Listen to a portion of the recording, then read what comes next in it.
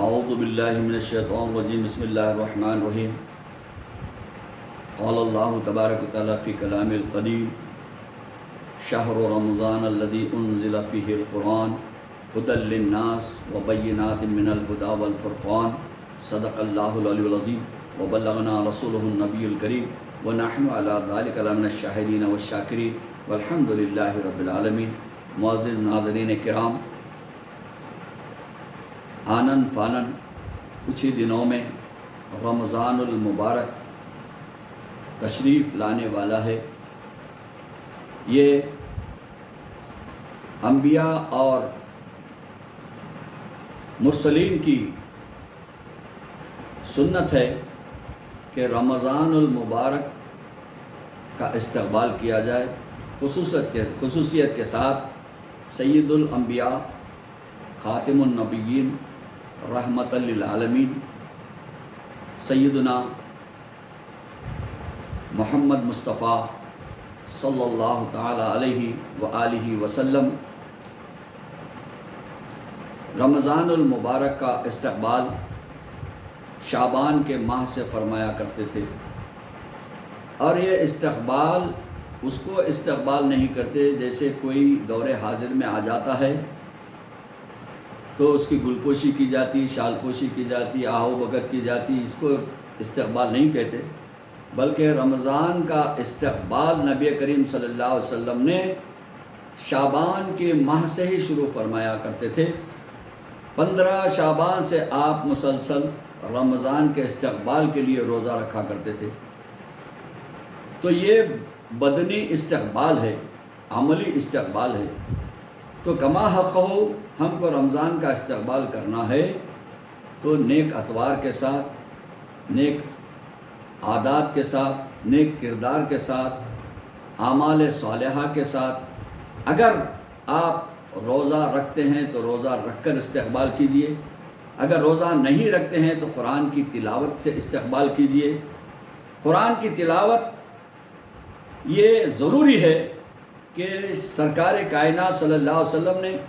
رمضان کا استقبال دوسرے معنوں میں رمضان کی تیاری کو کہتے ہیں۔ سرکار نے رمضان میں چونکہ اللہ تبارک و تعالیٰ نے اس مہینے میں روزے فرض فرما چکے ہیں، لہٰذا اس کی تیاری شعبان سے ہی شروع کی جاتی ہے۔ اور رمضان، اس میں اللہ تبارک و تعالیٰ نے اپنے کلام پاک کا نزول فرمایا، جیسے کہ میں نے اپنی آیت کریمہ جو تلاوت کی ہے، شہر رمضان الذی انزل فیہ القرآن۔ رمضان وہ مہینہ ہے جس میں اللہ تبارک و تعالیٰ نے اپنے کلام پاک یعنی قرآن شریف کو نازل فرمایا۔ ھدی للناس، اور یہ وہ کتاب ہے جو لوگوں کے لیے ہدایت ہے، اور اس میں صرف مسلمانوں کی نہیں ہے، صرف مومنین کی نہیں ہے، یہ ناس تمام بندگان خدا کے لیے یہ ہدایت ہے۔ لہٰذا رمضان سے پہلے جو مسلمان ہیں وہ تو اس کا استقبال کرتے ہیں، جو غیر مسلم ہیں وہ قرآن کو پڑھ کر اس کی ہدایت پا کر پھر رمضان میں داخل ہو جائیں تو یہ واقعی صحیح معنوں میں اس کا استقبال ہے۔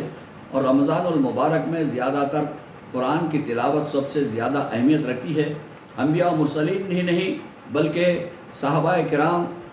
تابعین، تبع تابعین، اولیاء مجتہدین، ائمہ اعظام نے رمضان المبارک میں زیادہ سے زیادہ قرآن شریف کی تلاوت کیا کرتے تھے۔ کوئی ایک ایک رکعت میں پورا قرآن پڑھ لیا کرتے تھے، کوئی دن میں ایک قرآن پڑھا کرتے تھے۔ بہرحال قرآن کی تلاوت کثرت سے جب کی جاتی ہے تو وہ مہینہ رمضان کا ہے۔ ویسے قرآن پاک ہر دن آپ تلاوت کریں گے، ہر دن اللہ کی برکتیں، نعمتیں اور اس کے انوار و تجلیات پاتے رہیں گے، لیکن خصوصیت کے ساتھ چونکہ قرآن رمضان میں نازل ہوا ہے، لہٰذا رمضان کی خصوصیات میں یہ ہے کہ آپ زیادہ سے زیادہ قرآن کی تلاوت کریں، قرآن کی سماعت کریں، قرآن کو پڑھائیں، قرآن کو سنیں، اور قرآن کو دور دور تک اس کی آواز کو پھیلائیں، تاکہ جہاں تک قرآن کی آواز جائے گی وہاں تک یہ بلیات وغیرہ بھاگتے جائیں گے، قریب نہیں آئیں گے۔ تو آج چونکہ کرونا وائرس کا معاملہ ہے، ہر مسجد میں نماز تراویح کو بھی منع کیا جا رہا ہے، چونکہ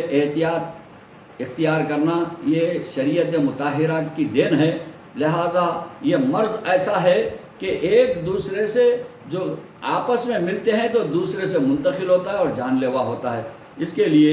ورلڈ ہیلتھ آرگنائزیشن نے، پوری دنیا کے ڈاکٹروں نے یہ طے کیا ہے کہ مرض اس وقت تک نہیں پھیل سکتا جب تک کہ آپ مل جائیں، ملتے رہیں گے تو یہ پھیلتے رہے گا۔ اب اس کو ختم کرنا ہے تو اس کو آپ اپنے گھروں میں قید ہو جانا ہے، آرام کی زندگی کرنا ہے، اللہ سے دعا کرنا ہے، وہ چاہے نماز ہو، چاہے تراویح ہو، چاہے اجتماع ہو، چاہے بیانات ہو۔ یہ جب ایک بندہ دوسرے بندے کے قریب ہو جاتا ہے تو یہ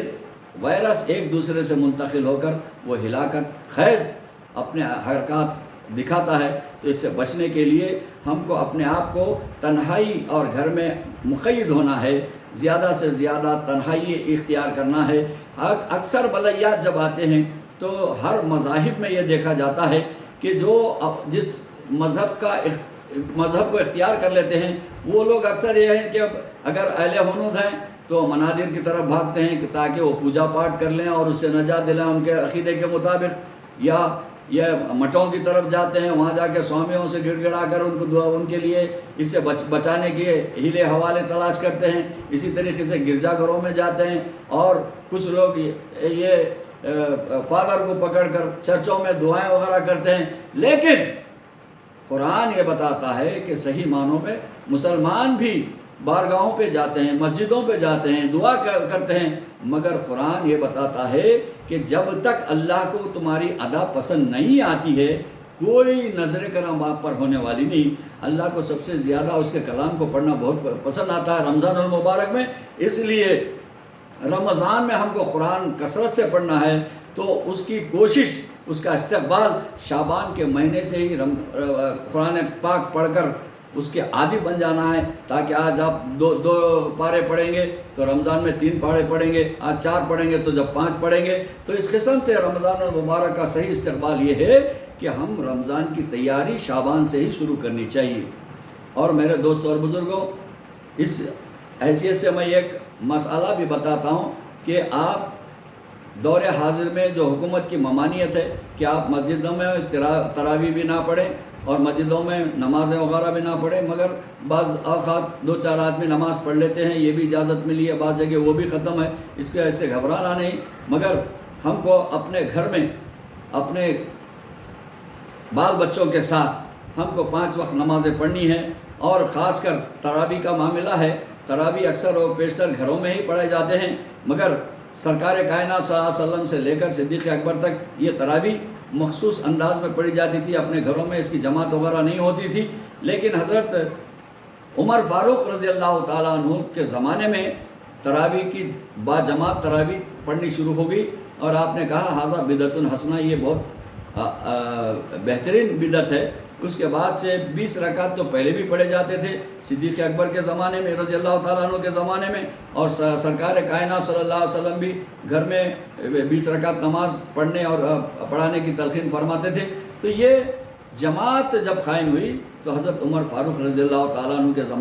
زمانے میں ہوئی ہے۔ آج چونکہ جماعت سے ہم کو پڑھنے سے روکنے کی کوشش کریں، زیادہ ہجوم نہ ہو، تو ہم کو چاہیے کہ ہم ذرا پیچھے ہٹ کر گھر میں اس کا اہتمام کریں، بیوی بچوں کے ساتھ پڑھیں۔ اگر آپ کو نہیں ہے تو یہ نہیں ہے تو قرآن کھول کر آپ تلاوت کریں اور بچے اس کو سنتے رہیں، یہ سماعت قرآن ہے۔ لہٰذا اگر یہ بھی نہیں ہے تو آپ حفاظ بہت سارے مساجد میں آپ آج حیران پریشان ہیں کہ بھئی مساجد میں تراویح نہیں ہو رہی، تو حفاظ ہے نا گھروں میں بیٹھ جائیں گے۔ مگر ایک بات یاد رکھیے کہ کوئی حافظ کو آپ بیکار گھر میں بیٹھنے مت دیجیے، اس کو اپنے پاس لا کر اس کو ایک اس پہ مصلی پہ بٹھا کر آپ دور دور ڈسٹینس رکھتے ہوئے 5-5 فٹ کے دور دور اس پہ بیٹھ کر، گھر والے بیٹھ کر، اور وہ حافظ قرآن سے بولیے کہ آپ قرآن پڑھتے رہیے، ہم سماعت کریں گے۔ لہٰذا قرآن پڑھتے رہیں گے، آپ کو سماعت کرنا یہ وہی فائدہ ہے، وہی آپ کو برکات ہے جو مسجد میں تراویح کے ساتھ پڑھتے تھے۔ تراویح میں ہی قرآن کو پورا پڑھنا یہ اشد ضرورت نہیں ہے، یہ ہماری ضرورت کے مطابق، چونکہ لوگ قرآن کو سماعت کرنا چاہتے تو حافظ کو یہ ہم دیتے ہیں کہ بھئی آپ قرآن تراویح میں پورا قرآن پڑھا دیجئے، ورنہ کوئی فرض نہیں ہے کہ تراویح میں پورا قرآن سن لے، تراویح میں کوئی واجب نہیں کہ پورا قرآن سنا جائے، بلکہ ایک مستحب چیز ہے کہ وہ تراویح میں حافظ قرآن تلاوت کرتے ہیں اور جماعت میں ٹھہر کر تو سب لوگ سماعت کرتے ہیں، سماعت قرآن بھی ہوتا ہے اور 20 رکعت بھی تکمیل ہوتی ہے، مگر دور حاضر کو ملحوظ رکھتے ہوئے، اس کے خطرات سے اپنے آپ کو بچاتے ہوئے اور اس وائرس سے اپنے آپ کو بچانے کے لیے اپنے گھروں میں رہ کر نماز پڑھیں، با جماعت گھر میں پڑھیں، اور اگر حافظ صاحب آتے ہیں تو گھر میں 3-4 آدمی اپنے گھر کے ہی لوگ وہ ان کی قیادت کریں اور وہ نماز پڑھائیں گے، آپ 3-4 آدمی قرآن بھی سنیں، اگر زیادہ ہیں تو وہ مصلی پر بیٹھ کر قرات کریں گے یا نماز میں قرات کریں گے، تو پچھلے لوگ ذرا دور دور بیٹھ کر آپ سماعت کریں، اس کے بعد تراویح 20 رکعت آپ اپنے تنہائی میں ادا کر لیں۔ تو یہ دور حاضر میں ضروری ہے کہ ہم کو چاہیے کہ ہم رمضان المبارک کا استقبال قرآن پاک کی کثرت تلاوت سے اور شعبان کے مہینے میں روزے رکھ کر اس کا استقبال کرنا ہے، اور خصوصیت کے ساتھ رمضان میں جو دعائیں کرنی ہیں، چونکہ اللہ تبارک و تعالیٰ رمضان المبارک کے صدقے میں اس متبرک مہینے میں اللہ تبارک و تعالیٰ دعائیں قبول کرتا ہے، تو شعبان سے ہی ہم کو دعا کے عادی بنا لینا چاہیے۔ زیادہ سے زیادہ دعائیں کیسی مانگنا ہے، دل سے مانگنا ہے، عربی میں دعا کرنا ہے، اردو میں کرنا ہے، جو اپنی زبان ہے اس زبان میں کرنا ہے، کہ اللہ تبارک و تعالیٰ ہر زبان کو سمجھتا اور سنتا ہے اور جانتا ہے، لہذا آپ کسی بھی زبان میں دعا کریں، چاہے ملیالم میں کریں، ہندی میں کریں، کنڑی میں کریں،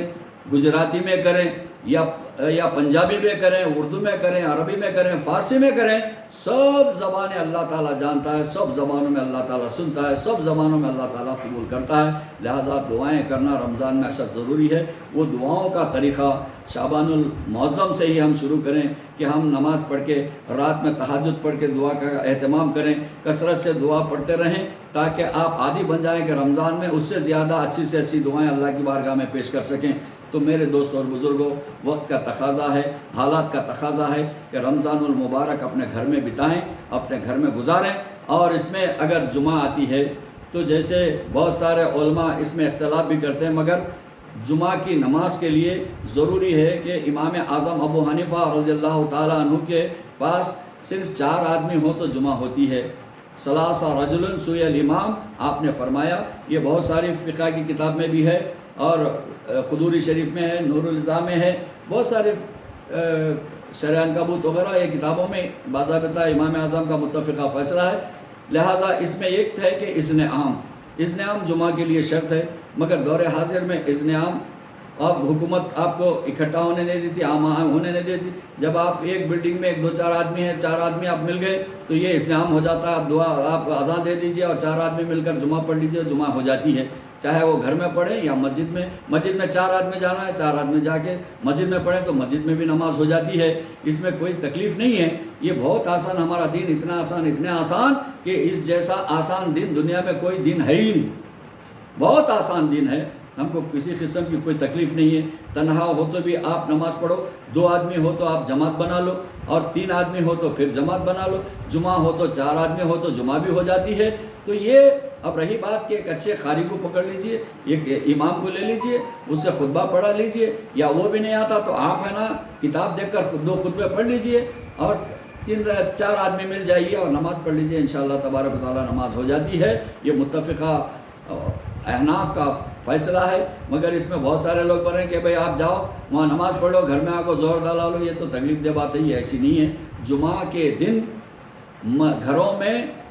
ظہر کی جماعت بنانا مکروہ تحریمی ہے، لہٰذا آپ جمعہ آسانی سے پڑھ سکتے ہیں، بازو والوں کو لے لو، آپ ایک ہو گئے، ادھر ایک والا، ادھر ایک والا، ادھر ایک والا، 4-6 آدمی گئے تو جمعہ ہو جاتی ہے۔ تو یہ آسان طریقہ ہے، اور